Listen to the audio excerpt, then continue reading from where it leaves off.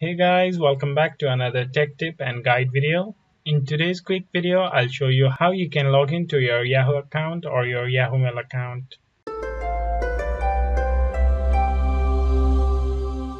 So first of all, to do that, open any browser in your device and in web address bar type in yahoo.com and hit enter. Yahoo.com is the official website of Yahoo.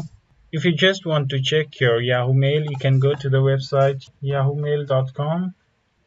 After logging into yahoo.com also, you can check your mail through the mail icon on the top right corner of the screens. And to sign in from yahoo.com, you have to click on sign in on the top right side of the screen. So if you click this, you will be taken to the same login page like Yahoo Mail login page.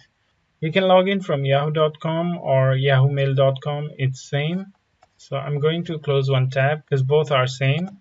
Now to sign in to your account, in username, email or mobile, enter your Yahoo username or email address. Now enter your Yahoo account password here and click on next.